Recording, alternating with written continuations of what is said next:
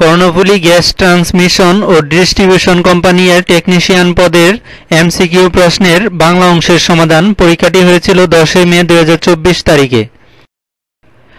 বাংলা গদ্যের জনক কে? বাংলা গদ্যের জনক হচ্ছেন ঈশ্বরচন্দ্র বিদ্যাসাগর। ফুলে ফুলে ঘর ভরেছে বাক্যে ফুলে ফুলে কোন কারকে কোন বিভক্তি? এটি করণে সপ্তমী। প্রত্যাবর্তন শব্দের সন্ধিবিচ্ছেদ কি? প্রত্যাবর্তন শব্দের সন্ধিবিচ্ছেদ হচ্ছে প্রতিযুগ আবর্তন। মুখচন্দ্র কোন সমাস? মুখচন্দ্র হচ্ছে উপমিত কর্মদ্বারয় সমাস। চাচা কাহিনী গ্রন্থের লেখক কে? চাচা কাহিনী গ্রন্থের লেখক হচ্ছেন সৈয়দ মুস্তফা আলী। বাংলা সাহিত্যে কোন যুগে গদ্যের সূচনা হয়? বাংলা সাহিত্যে 1900 শতকে গদ্যের সূচনা হয়।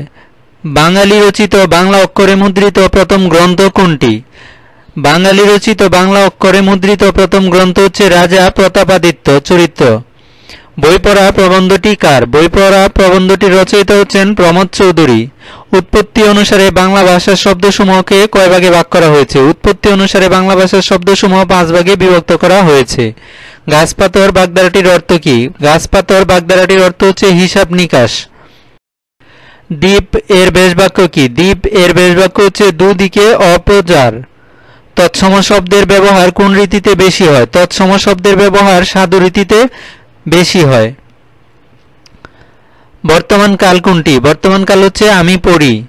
ঠাকুরমার ঝুলি কি জাতীয় রচনার সংকলন? ঠাকুরমার ঝুলি এটি রূপকথা জাতীয় রচনার সংকলন। উপরোধ শব্দের প্রতিশব্দ কি? উপরোধ শব্দের প্রতিশব্দ হচ্ছে অনুরোধ। বিজুরি শব্দের অর্থ কি? বিজুরি শব্দের অর্থ হচ্ছে চপলা।